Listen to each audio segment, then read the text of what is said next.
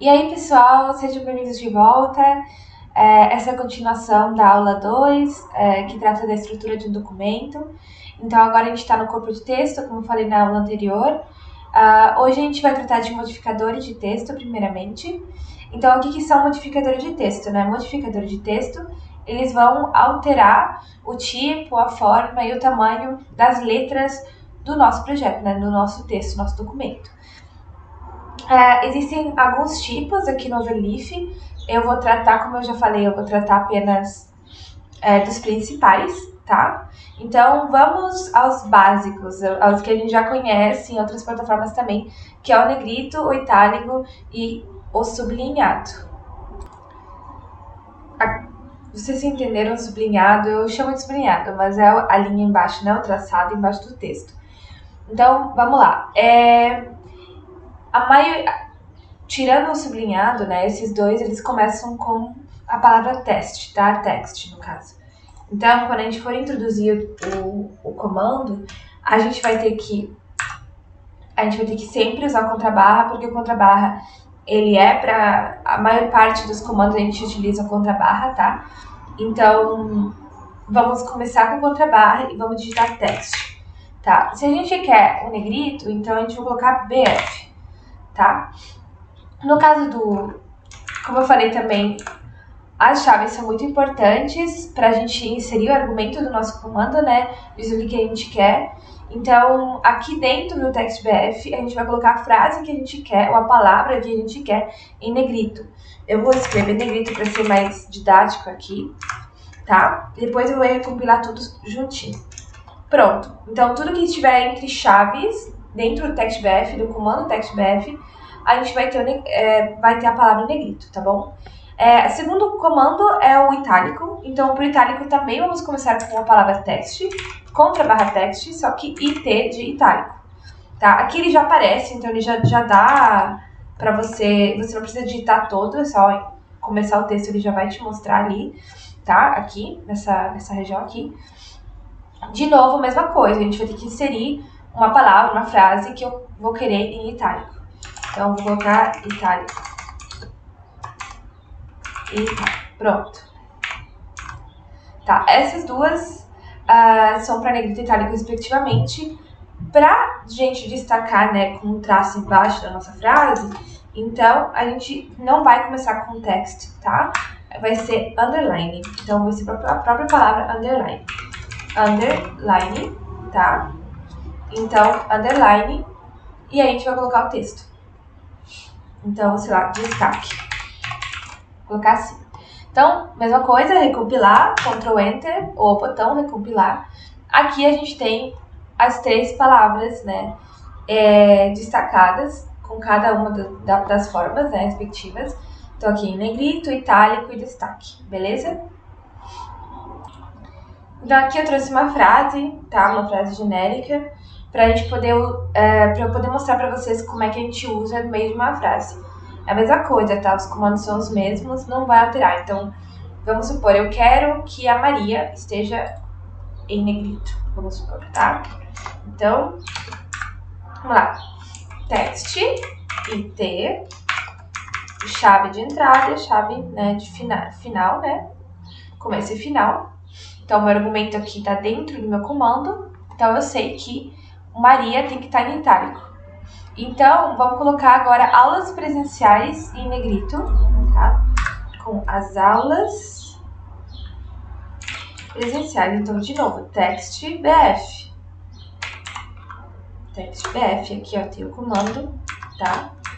Aí a chave de entrada e aqui a chave de saída. Pronto.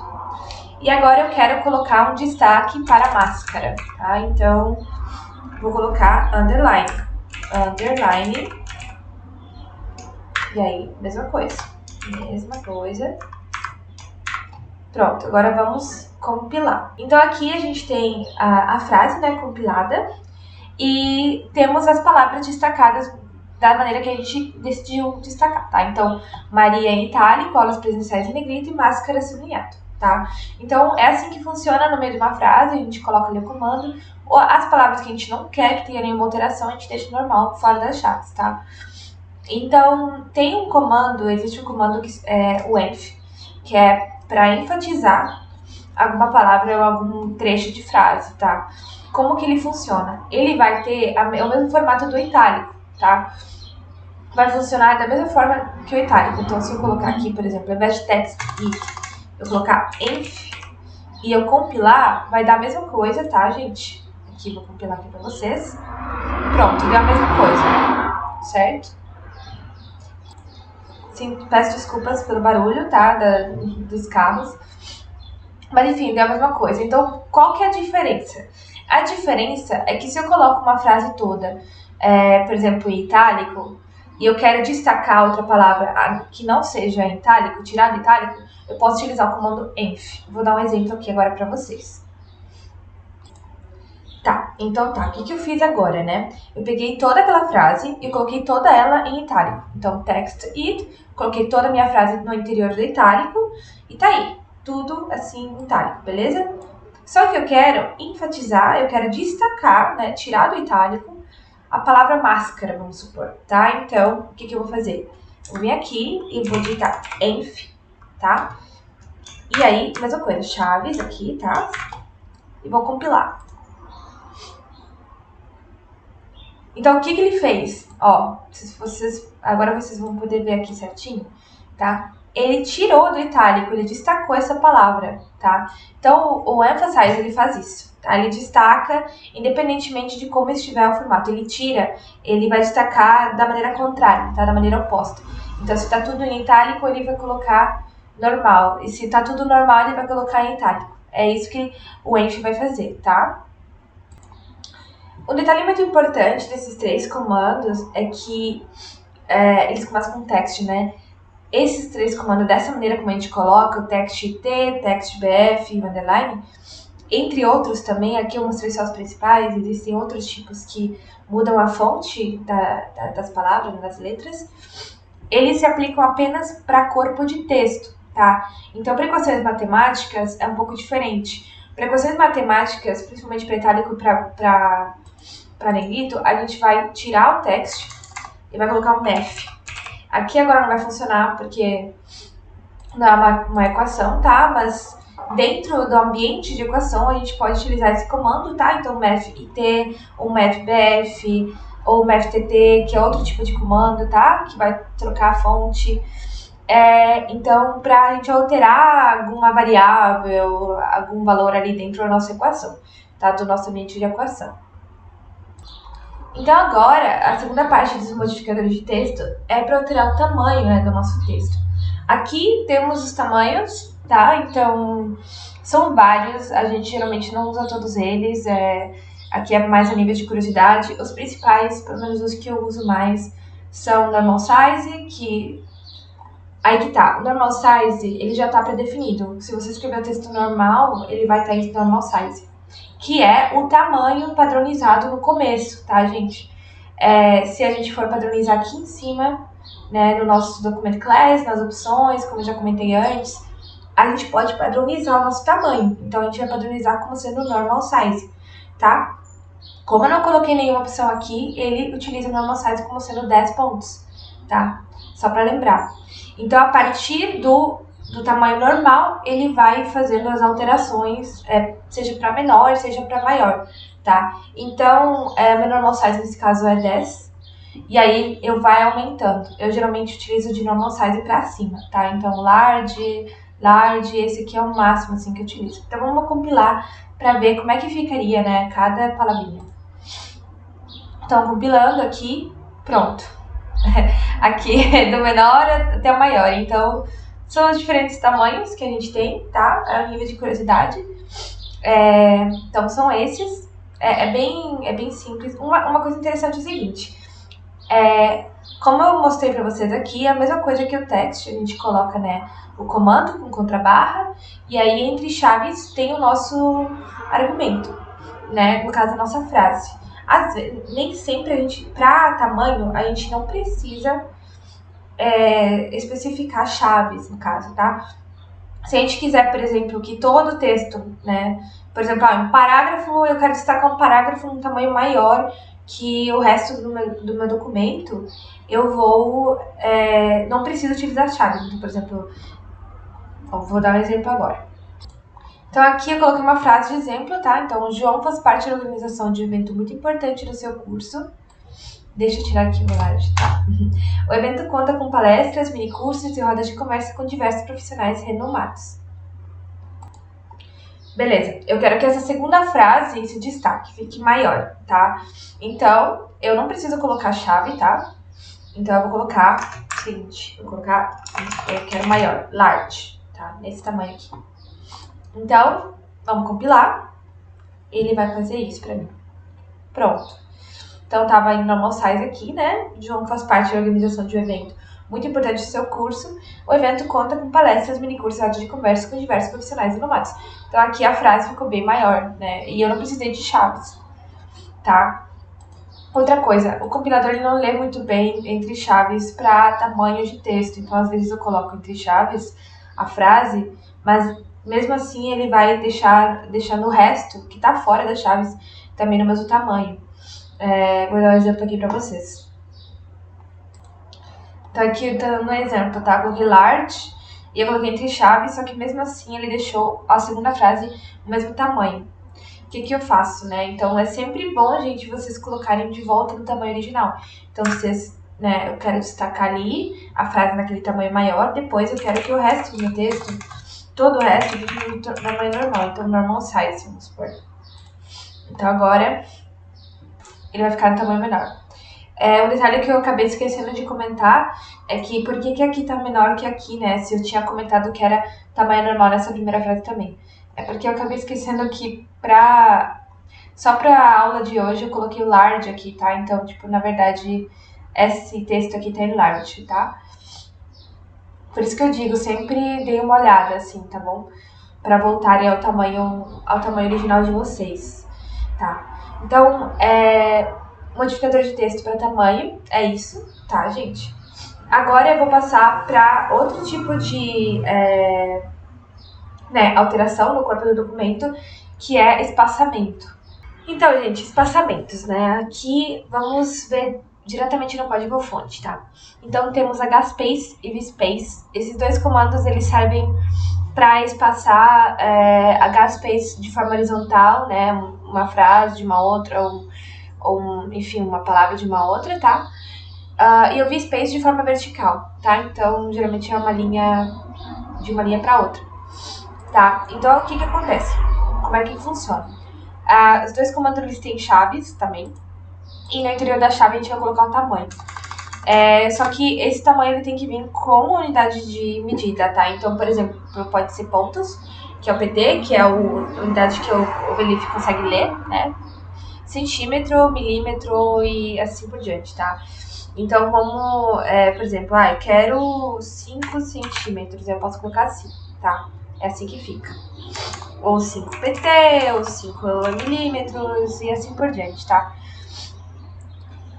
Uma outra informação é que aqui a gente pode também colocar de forma negativa, tá? Então, ele vai servir como um recuo, tá? Então, pode ser para diminuir o tamanho normal, né? Então, o espaçamento normal já predefinido, então, tu pode colocar de forma negativa, seja para vspace, seja para hspace. Então, aqui eu vou comentar. Aqui é espaçamento horizontal e espaçamento vertical.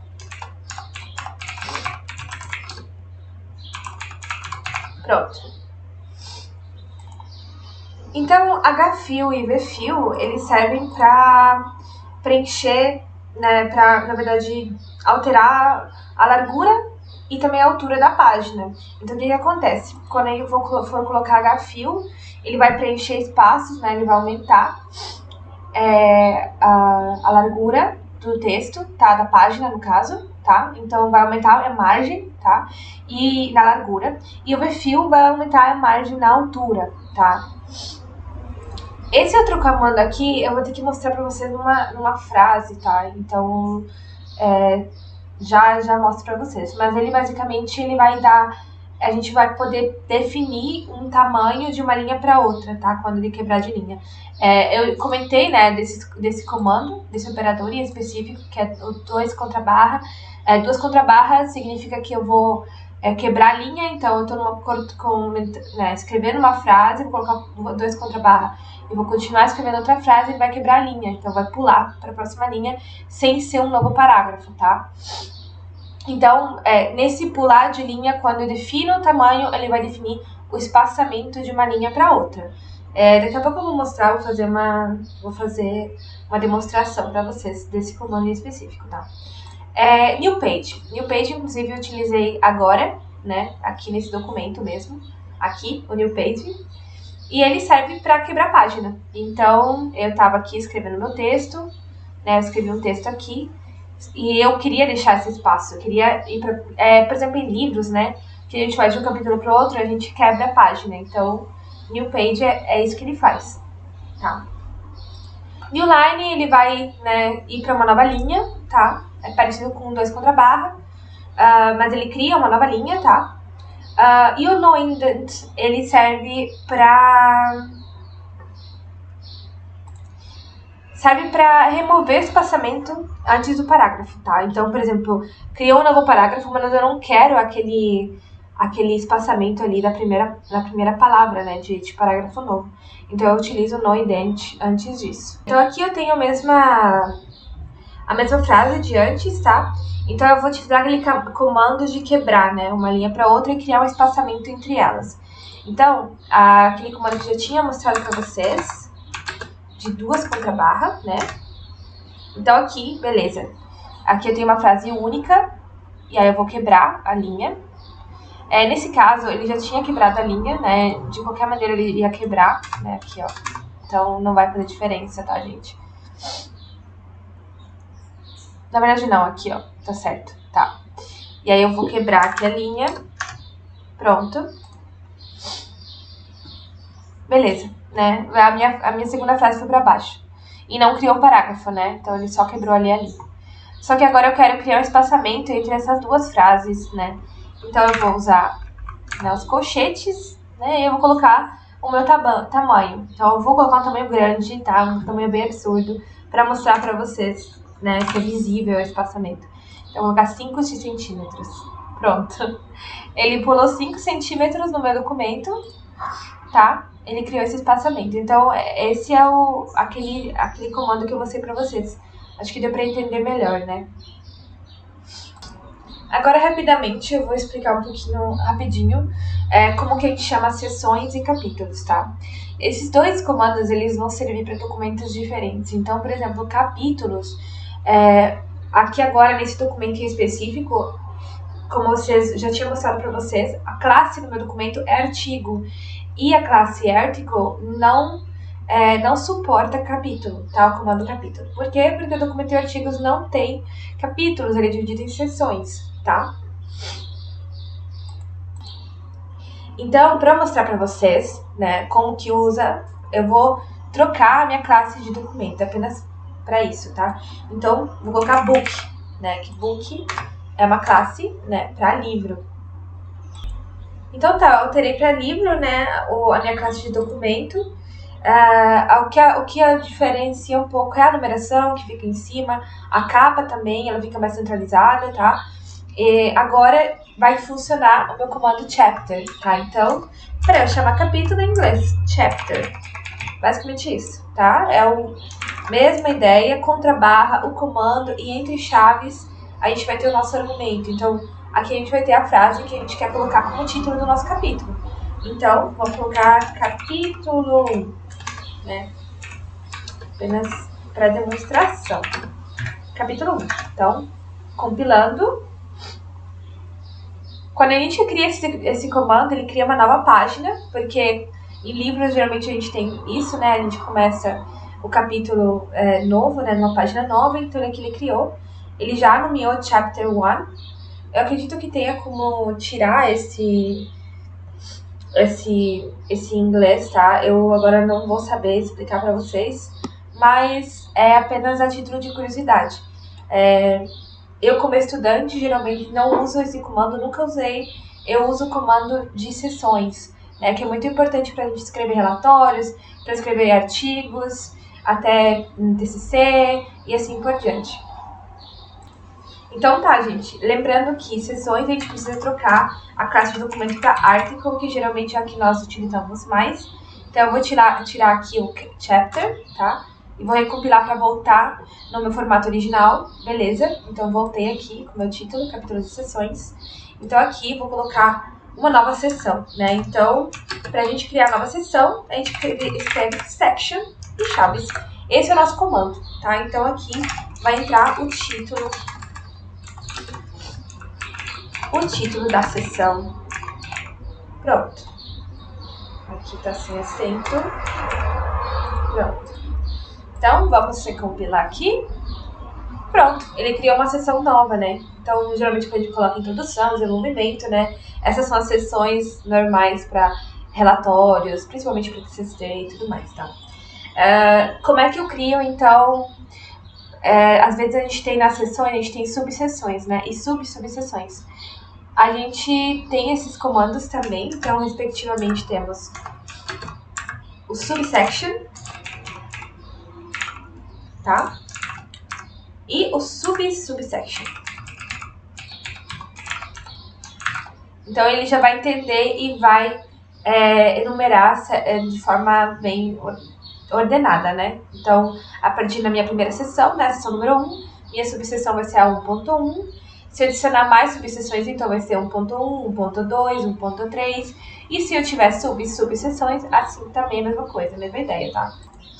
Então aqui a gente tem exemplos, tá? Coloquei títulos mais comuns, né, que a gente utiliza, né, nas nossos documentos, geralmente. Então, recompilando tá assim. Então, uma seção ele vai numerar assim, maior, uma subseção assim. Então, aqui eu adicionei 2 subseções para ver como é que ficaria, tá? Então, como eu falei, a numeração, né, 1.1, e aí para a próxima subseção seria 1.2. E aqui eu coloquei mais uma subseção, tá? Então, é assim que fica, tá? Uma parte muito legal, que eu não comentei na primeira aula sobre a plataforma, tá? É porque não tinha explicado essa parte ainda, que é esse file outline. Então, o que é isso? O que é isso aqui? Isso aqui, ele vai mostrar como que vai ficar a organização do documento, tá? Por seções. Quando eu adiciono seções, ele vai aparecer aqui. Isso aqui vai aparecer também quando eu baixar o documento em PDF. Então, o documento em PDF, né, o leitor de PDF, ele vai subdividir já assim, tá? Espero que dê para ver mais ou menos, mas aqui do lado é um PDF, né, que eu achei de uma professora, tá? Do IME, da USP. E utilizei, inclusive, como base, né, uma referência principal do meu texto, do meu minicurso, no caso. Então, aqui a gente pode ver como que fica o documento finalizado, tá? Então, ele é dividido todas as seções certinho, tá? Então, no nosso leitor de PDF vai aparecer assim. Isso é muito legal pra gente se organizar. Inclusive, aqui, quando a gente tem um documento muito longo, né, e a gente quer ir numa parte específica, é só a gente clicar, tá? Que ele vai cair diretamente no nosso código-fonte aonde que tá bom? Então, por hoje é isso, tá? Acabou a nossa segunda parte maior, que é a estrutura de documento. Desculpa pela aula longa, realmente tinha muita coisa para comentar, tá, gente? Então, a gente se vê na próxima aula. Até mais!